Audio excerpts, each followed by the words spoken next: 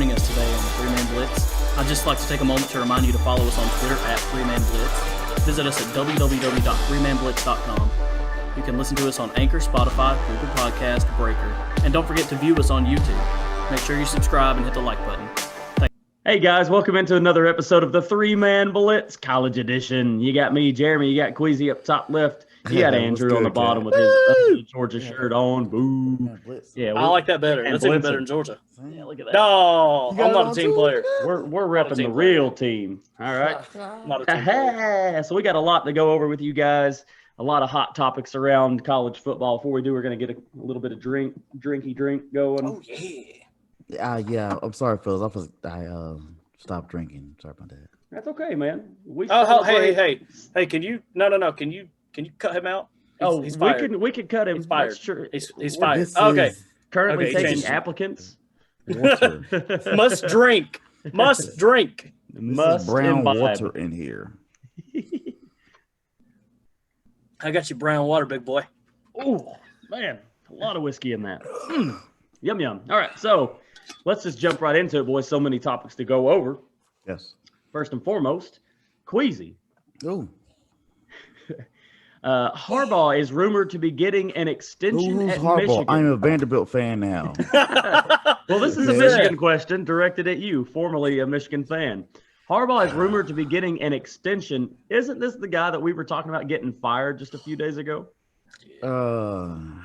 Yes, we were talking about getting him fired, but but I don't want to say fired. I'm already saying that outside people were saying definitely getting fired. Me, I was saying they was going to let him go to the end of the year to, let it be respectable and let it, just fade away in a sense. Right. That's how I think most Michigan fans feel that he needs to go, but do it respectfully, A tactful breakup, not an ugly, drama-filled thing. Definitely the media was on him about he needs to go. This needs to be the end of the tenure, because there's nothing coming out of it so far. Are we technically the media now, too? I mean, to a certain degree. A A lot cooler. Of course. Yeah. Yes, we're cooler. Yeah, we're way more cool. I mean, look at all this stuff back here. That's cool. But even hey, hold on. Why do you have a Christmas cap on my trophy? Oh, this is my trophy. For all you viewers out there, this is a fantasy football trophy that I win every year. For now. And he's got a Deadpool thing on Thor's hammer up there on Mjolnir. See that? That's another fantasy football trophy I won from these two guys. Anyways, this is college. Anyway, we're going to get on Harbaugh. college. Yeah, Harbaugh. I don't know. Most people don't know he's under contract till 2021, so he does actually technically have another year on his belt for Michigan. But Michigan wants to reevaluate the contract, and they're going to add in incentives, also make him take a pay cut, and also make him fire certain coaches if he does accept this new contract extension. That sounds like they're doing douchery. It sounds like they're doing as much as they can to say, we're not letting you go, but we're going to do as much as we can to push you out the door. Yeah, if you're telling me as a coach, like I have to fire certain coaches, like that's part of, from what I'm hearing, that's part of the and you're going to pay me less extension. Yeah, that's part of the incentives. I can't do that. Beat But Ohio again, State. What? And I guess by the incentives will hopefully exceed what he's getting paid right now if he does achieve those things. On a scale of 1 to 10. I didn't mean to cut you off. No, on a scale of 1 to 10. 1. 10 being, he is not going anywhere, and 1, there's no damn way he's going to be at Michigan next year. Oh, man, that's a tough one. That's probably like -6. So he's definitely gone. Man, I'm legit like seriously thinking about it. I would give it like a 3. I don't think it's a very good chance at all. Yeah, I don't think it's a very good chance. I think it will be a amicable split. I think he will, just say, hey, man, I can't turn down this NFL job, so I'm going to go that way. I would say if I was in his shoes, and not having a whole lot of success at Michigan right now, and any NFL team comes calling for a head coaching position, probably going to take it. And again, it's probably like 4 teams. Honestly, 4 teams that's looking at it right now. NFL teams that's looking at it right now. I don't know who or for what, but those teams are looking for it. Yes. God. And so they are looking at him, definitely. So he does have. I would say he does have Jesus NFL options Christ. right now. So again, it would be one of those things where everyone's saving face. You're right. You know, Michigan say, "Hey, we did try to give him an extension, but they could pay more, so we got to go somewhere else." Or he's like, "I would go back to Michigan, but you know, I got a chance to go something bigger." Everybody's saving face. Well, I think that the Jets would be like the only move that he could make in the wrong direction. Yeah. It would be pretty bad. He'll make money. He could go to the Texans. Get out of here. Or the Falcons. That happened. He could go to the Falcons. Man, wouldn't that be some crap? From Queasy's favorite college team to his favorite pro team. He's like, yes, Harbaugh's gone. Wait a minute. Hold on. No. All right, so moving on. Sort of. So still speaking of Michigan, yes, sir. News recently broke that the game between them and Ohio State has been canceled due to COVID-19. Thanks, Yeah. COVID. On which side, though? On Michigan's side. It don't matter, okay? So unfortunately, we can't get whooped by we can't beat the Ohio State. Sucks for them. Yeah, Buccaneers. So here arises we were going to whoop issue. them, I swear. We were going to whoop them this year. This was our year. So there arises the issue that Ohio State has to play the 6 games. This is their last game. It would have been their 6th game. And it's not being played. Yes. Therefore, they're not eligible to play in the championship game, which will more than likely bump them out of the college football playoff talk. So there's 2 options from what I'm seeing here and what I've read about. One, they could schedule a game. Yes. Which I don't know who they would schedule such short notice. I got it for you, bro. I got it for you. Good. And then the other one is another thing that I'm seeing. The Big Ten can vote, which they are doing tomorrow, which would be Wednesday, recording Tuesday, to vote to let them not play the 6th game. In other words, they can still go to the championship game, only playing 5 games. Okay. Didn't hear but they wouldn't make the playoffs, though, would they? They, I guess, could still make the playoffs because they would technically have played their championship game, which would be their 6th game. Yeah, because that was only Big Ten rules, not NCAA rules. It's a Big Ten. Okay. Yeah. So, all right, Quizzy, so I don't think they'll do that vote. As far as I don't think they'll vote it in, because that would show extreme biasness for your Ohio State to try to get into here. But I do, because I am Nostra Blackness. Okay. You what? Say that one more time.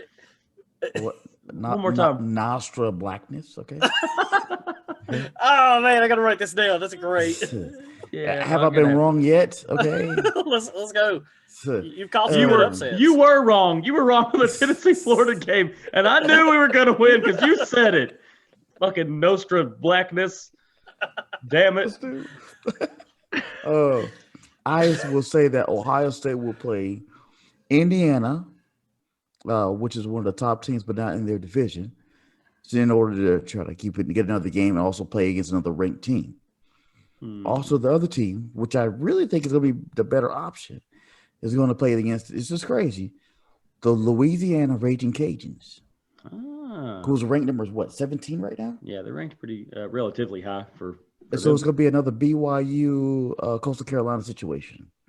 So, Louisiana, the Raging Cajuns have nothing to lose. And Ohio State has nothing to lose. Because they play that 6th game. Exactly. So they'll be able to get into there.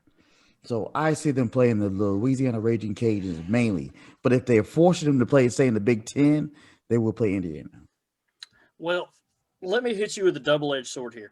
David. On one side, I'm sure you guys are on the same page with me. You hate to see a potential playoff team eliminated because of a technicality, no matter who it is. I mean, that just Ohio State now, Notre Dame now. Yeah, I feel you, but you want a true champion, right? Yeah, you got to go through the 4 best teams to get the true champion, which Ohio State potentially is one of the 4 best teams, which we'll get to that in a minute, I guess.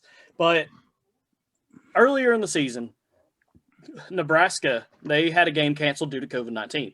and they pled with the Big Ten and asked the Big Ten to let them reschedule another game. The Big Ten denied and said, no, you're not going to do this. You can't do this. We won't allow it, blah, blah, blah. So on one hand, while it would be extremely biased to go and change the rules for Ohio State and allow them to only play 5 games to make it to the conference championship, it would also be extremely biased to say no to one team and turn around and say yes to another team about the exact same thing. Was Nebraska trying to reschedule or do a game within their conference, or were they trying to go outside of the conference? I think it was out of conference. That's probably why. Yeah. But see, and it was earlier in the season where how good you are technically wasn't established. If Nebraska was that undefeated team, they'll do a lot more for them and the face of the Big Ten, as unfortunately they are at the moment. Ohio is right now. Buckeyes. So that's the difference. But I mean, if you're going to say one thing, you need to stick to your guns about it, and we're going to see what they decide to do here, and it's going to be interesting one way or another. Like I said, and I understand that, but the playoffs, as unbiased as it's supposed to be, has shown some biasness. Yeah, especially this year. It seems like they're playing a little biased in there, just a little bit. And they've always had a little bit of that going on, no matter how many times they've tried to prevent all of that. Exactly. Like you said, there's many factors that go into it, and one of them's money, and they want the ratings. And Ohio State, unfortunately, is a very well thought of brand, and they'll want them in there. And they'll do anything they can because they know they're they are a good football team. Right? We've only seen them play 5 games, so how good are they? I don't really know. Yes, and let me say this too. I was going to say they was going to play the Cincinnati Bearcats, which are ranked number 7 right now. They're up there, but they have COVID situations, so they that's the reason why it wouldn't be the Bearcats. That would be a closer game for them. But the Bearcats are going with COVID situations right now, so they can't play them. I was hoping that game as well. Cincinnati, when I was sitting down really pondering upon this, was the Cincinnati, and then I also was wanting maybe Texas A&M. Their game for this weekend, who's it against? Ole Miss got postponed because of COVID. Unfortunately, it's on Texas A&M side. Gotcha. So I think every team tries to go in there with a I think I could win this game kind of attitude. For sure. And so I don't think Ohio State will try to mess with the Texas A&M as hot as they are right now. I don't think they will. Hell, Texas A&M's probably only played 2 games in the last 5 weeks. Oh, wow. At this rate, if they can just postpone the rest of their season where they're sitting, and then we'll just see how it plays out. Maybe we squeak in. They've played enough games technically. They have technically played enough. All right. So we'll move on from them, even though it's not over yet. No. I'm interested to see where this goes. It's not over yet. Taste the soup. we got a tradition. Yeah, I got some soup for you. Will you just taste the soup? All right, Andrew, this question's for you. South Carolina that's the Gamecocks, by the way. The South Carolina Chicken Tendies. The Chicken Tendies. Did you say the Gamecocks? I just heard a Gargantuan. Okay. Did you guys see the black jerseys they wore out a couple of weeks back? Those were nice. Stop. What? Anyway, they have hired I can't even speak now. They have found their new head coach in the Hall of Fame coach's son. That'd be Frank Beamer's son, Shane Beamer. So Shane Beamer is the new head coach of South Carolina. What do you make of the hire? Shane Beamer or Bean Shamer? That'd be Shane Beamer. Ball. Bean Shamer. Oh, Bean Shamer. No, in all seriousness, I really do think this was a pretty good hire. It wasn't necessarily the hire that I expected, but he's a local boy. He was raised up there in South Carolina. He's from Charleston. He's got the coaching pedigree. His dad, Frank Beamer, for Virginia Tech. He's like you said, a Hall of Fame coach, real big name. He's saying that his dad's going to be around the program a lot, kind of working with him. They're going to scheme things up, this and that. And, when your dad's a coach like that, you see these guys who were, brought up in it, they just kind of have an edge to them. If I'm not mistaken, Lincoln Riley, he was kind of the same way. He was brought up around football. His father was a coach, this and that. And man, these guys, they just have I don't know, they have a confidence and a just aura around them where you're just like, okay, this guy knows what he's doing. But he's going to have to get in there. He's going to have to work on recruiting because that's where South Carolina is failing. That's why they can't do anything. The recruiting is absolutely terrible. Very bad. Well, it doesn't help. It doesn't help that they're having to recruit against in-state school that's winning national championships in Clemson. Yeah. So they can't even go. And you've got that rivalry every year. So, I mean, he's accepted a heck of a challenge. But with him being, I mean, he was an assistant head coach at Oklahoma. He was a tight ends coach at Georgia. He's kind of bounced around here and there, got a lot of experience. I mean, I really do think it was a good, solid hire. I mean, you're not looking at SEC East champs in the next 3 or 4 years, but I expect competitiveness, something we haven't seen out of South Carolina in a minute. Yeah, and how long would you give him before they're competitive in the East? I would say they'd be competitive in 4 years or so. 4 years. So you're giving him 4 years to be competitive. And what is competitive is your definition of competitive? I'm gonna say he has within 4 years he'll have a 9-win season. That's big. That is pretty lofty.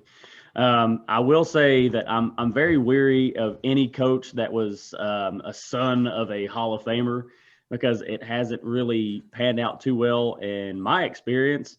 When we had Derek Dooley, that's one guy. It's one guy. Son of Vince Dooley. No, Lane Kiffin, who was our coach as well, which his father was Monty Kiffin.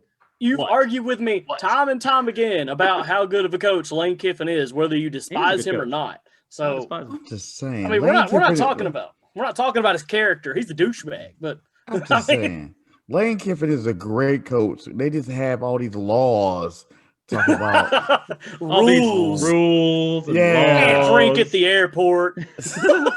Come on. We got another coach I want to talk about around that same type of rules. Trying to hold me back. Rules, laws. But yeah, Shane Beamer. I can't pay his mama. Come on now. Bean Shamer. Bean Shamer. It definitely came out of left field. I didn't expect that hire at all. No. So we'll see how that plans out. This one's for both of you guys. Like you talked about earlier, Queasy, BYU did play Coastal Carolina. Yes. Did you guys get to watch that game? I did not. Yeah. I'm sorry, Andrew. I'm gonna jump in here, man. I did not get to watch the game, but I knew it was a very tough game, very tight game. And I know it was a Hail Mary at the end. I did not like how they kind of Coastal Carolina the first half. End of the first half, tried to jump on that quarterback. I didn't like that too much. Oh, and no flag on that either. Yeah, dude. I think it was an interception or a turnover, so they were turning around and blocking him. Push him down one time. Do your thing, man. But you could at that point you could just put your hand on him if you wanted to stay on the ground. He ain't going over. You don't have to have two dudes continuously. Yeah, it was two dudes basically slamming him to the ground, and it was like it was that's a little bit too much, man. But when you see something like that, though, like. You know that somebody had a bug planted in their ear. Nobody just does that crap just because. I mean, two of them together all of a sudden just decided they were going to go pound on this guy. I guess. I mean, everybody, every coach says, "Hey, we need to put a hit on a quarterback to put some fear in him or some, make him wonder, make him hesitate." On an interception. That's part of football, but I mean, technically, if we want to talk about technically, we're all talking about like it was sorry, and it was a little excessive, and it probably could have got flagged for unnecessary roughness. But in all reality, because of what happened in the play, and they're blocking him, it's within the rules. It's okay. Yeah, so I mean, I probably would have flagged them because they are always trying to protect quarterbacks, right? Quarterbacks. But let's say this. It gained attention because it's a unwritten rule that was crossed, and if that makes sense. At the end of any basketball game, if you're winning by 40, you try to throw up a last shot, they're like going to punch you in the face. But technically, you can shoot that shot. That's like same thing in football. I mean, shit, if you're winning by 49 and you've got your starters still in and you're throwing the ball all around the field. Like, what are you doing? Like, what I'm saying? On the ball. Normally, you only see that kind of thing when coaches like despise other coaches. Yeah. But rivalry games. It was dirty, man. Yeah. All right. Well, I will say the end of that game though, it was phenomenal. It came down to a last second play. by BYU. They made a pass, and man, they were just short of the goal So line close. as time expired. Man, that Isn't was that one of tackle? those like photo finishes, dude. It was fantastic. Yeah. Yeah, it was close. And I was hoping the winner of the game, whoever it was going to be, which obviously it was Coastal Carolina, I was hoping they were going to try to schedule and play like Cincinnati, another mid-major school that, non-Power 5 school, to see if that could help them along to try to get into that college football playoff. Because Cincinnati right now, they're still on the outside looking in. They'll need help. They don't have, they don't hold their destiny in their hands. Unfortunately, like we've already talked about, Cincinnati's dealing with COVID, another COVID damn interruption. Yes. So anyway, let's move on to the college football playoffs. The rankings have dropped. We have So, theme music now. I don't know. Do you guys want me to read off 1 to 25 or 25 No. to 1? Oh, start at 25. It's so Okay, lengthy.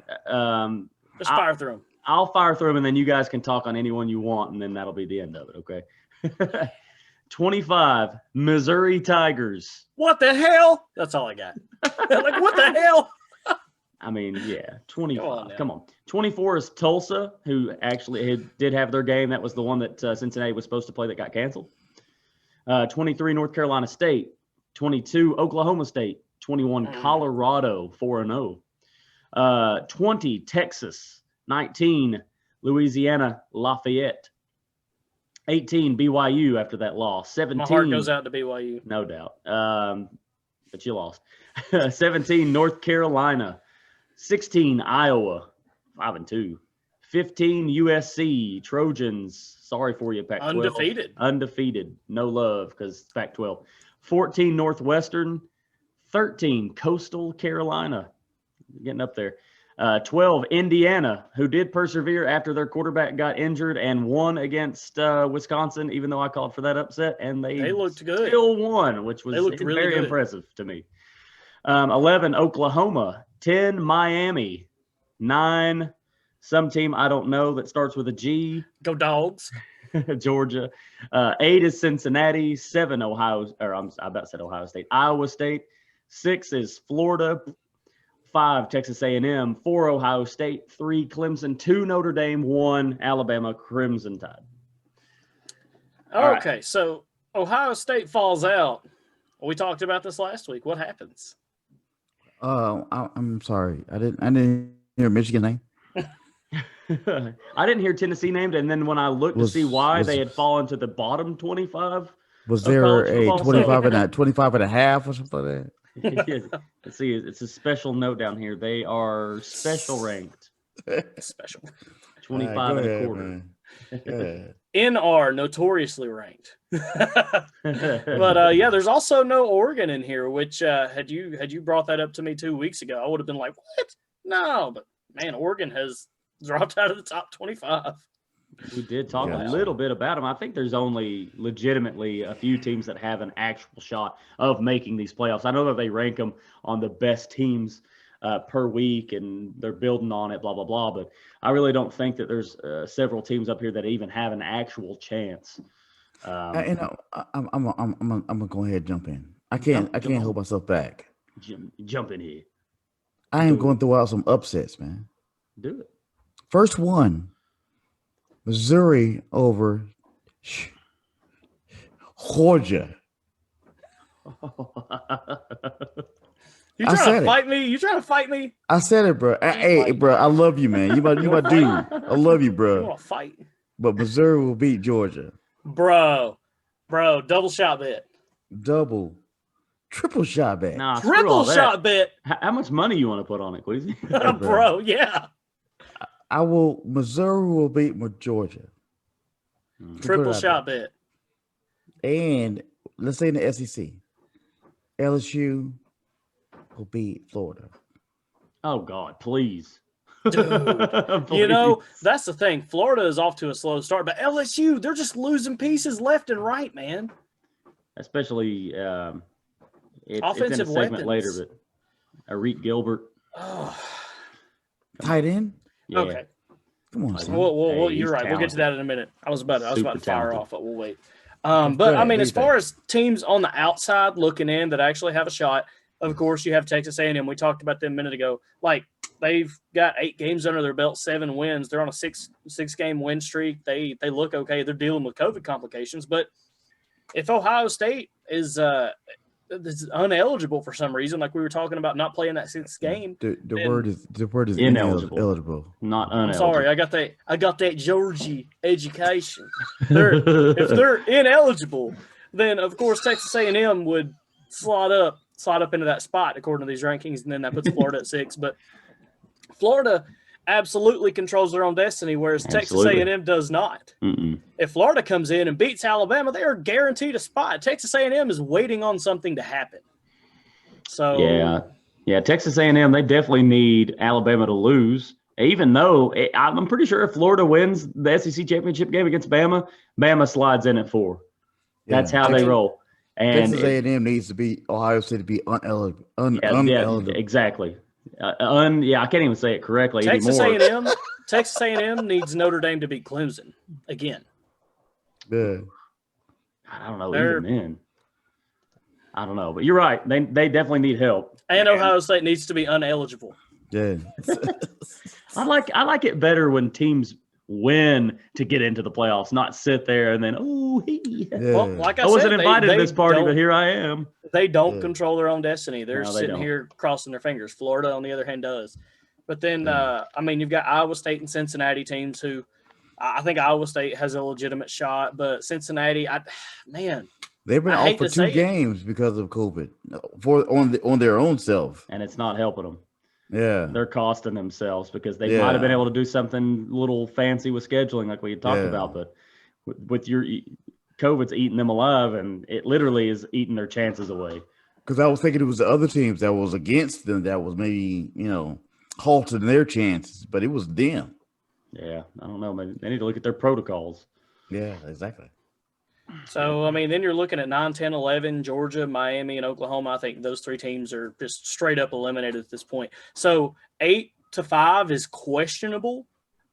So but beyond that, I don't see anybody moving up enough to take a top 4 spot. Not unless like something super crazy happens. Like a lot of these teams just have a lot of Missouri beating Georgia. I mean, no, that would vault Missouri up from 25 to like 20. No. It'd put them in the number 1 spot. No, Missouri, number 1. You beat the greatest team in the land, number 1. Put it out there, bro.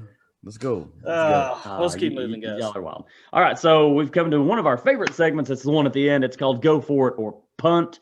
Yes. So I'll throw you guys some topics and or questions for you to discuss on or not. So you guys, who wants to go first? I'll alternate. Go ahead. Sure. Let's go for it. I punt your question. I'll go Queasy first. Yes. Hugh Freeze. What is it with Hugh Freeze that everybody is so enamored with? He's a hot coaching commodity at the moment. I know he's done well with Liberty at this point, and he was okay at Ole Miss. What's the deal? Go for it or punt. I'm gonna go for it. Liberty has been doing their thing, but Coastal Carolina has been overshadowing them. And they're the same. If I'm correct, they're in the same division. So they need to play Coastal Carolina, and I don't even know if they played each other. Honestly, they need to overshadow Coastal Carolina. They need to reach out like Coastal Carolina did, and make yourself known. So it will solidify him as doing his thing. Because you only become a let's say a name brand once you've established yourself, and you got to be Coastal Carolina. You got to beat BYU as Coastal Carolina did. That's going to establish your name. I didn't realize it, but that's Liberty was the team that was supposed to play Coastal Carolina, and they got replaced because of COVID with BYU. Exactly. I didn't realize that. Yeah. Well, real quick on Hugh Freeze, I'm going to go for it real fast. I'll say that you hear his name a lot on the coaching carousel. He did just sign a pretty big contract with Liberty, though. And I think if you are a Power 5 head coach, you're one of these guys who can do it at that next level. And you can just sit down here like Lane Kiffin did with Florida Atlantic. You can just sit down here at Liberty and just pick up a 2-star or a 3-star here and there. Just out recruit everybody around you because of your name, then you're going to have success. So, I mean, why move on from the gravy job right now? I think he'll stay. I know. I don't know. I don't want to disrespect these coaches. They brought some people there. They won the games. So whatever they're doing, whether it's just I'm going to your house and saying my name and bringing you to my school, whatever you're doing, keep on doing it. I know that one of the biggest reasons, and he was one of the coaches that was being kicked around for South Carolina, was that, when he was the coach at Ole Miss, he beat Bama, the big bad Bama team in the same conference, same division, twice. And they had gotten up to like number 2 in the country at one point. Had a couple really good high draft picks, and then it come to find out that he was paying players, got busted paying players, and calling hookers, these call girls on his school phone. So, and then had a lot of his wins vacated, which exactly. This is the coach I was talking about with these rules. Oh, these rules. Laws. So what? Laws and rules. So disrespectful names, hookers. Hugh Freeze. Call girls, they are. They were just a few young girls that needed money. Anyway, all right. Moving on. We don't have much time left. We got like 4 minutes.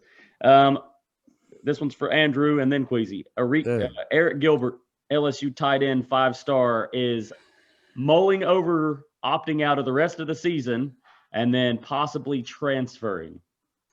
Okay, I'm gonna try to make this less of an Arik Gilbert rant and more of an LSU rant because don't rant too much. We got 3 minutes. Continuing problem. Exactly. Yeah. Okay. So whenever something's wrong with a program or an institution or the facilities, whatever, whenever there's an issue there, the recruits and the players are always the first to notice. Well, this young man is a high-rated freshman coming in.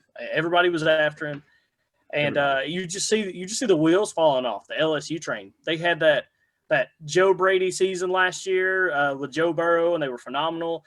And then all of a sudden you see players opting out before the season starts, and you're like, wait a minute, you were looking to be like a Heisman candidate. What's up?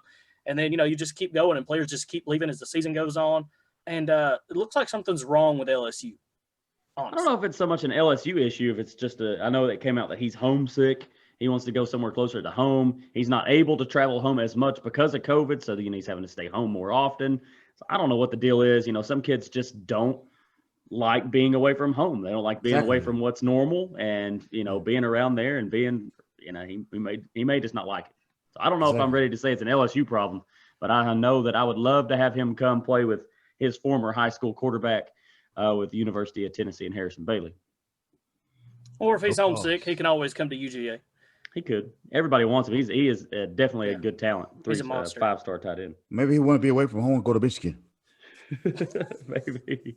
Last but not least, with 2 minutes remaining, I saw a report that Boise State head coach is trying to urge the powers that be in that program to move conferences. Boise State has been a strong conference. They have a strong field. I'm saying a turf that's recognizable. It's blue. It's so blue. So I think they still want to get their name out. They do some high recruiting. So they need to, first of all, they need to be careful what conference they go to.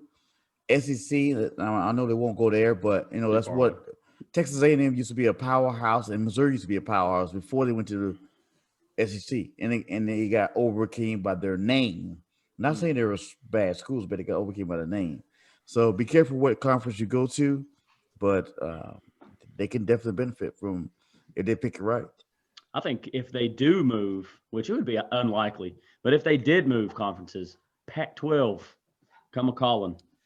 I don't know where else they could go, honestly. The head coach doesn't have the power, I don't think, to influence as much. You would have to be like having undefeated seasons and this and that, and be a guy that they know they're going to keep for the next 15 years. I don't see that kind of influence there. Money talks. You get more money in the Pac-12. Yeah, but I will punt this one, my friend. All right. Well, unless you guys have anything to add, make sure you guys Texas A&M needs to play another game. God, they need to play somebody. Anyway. Two things.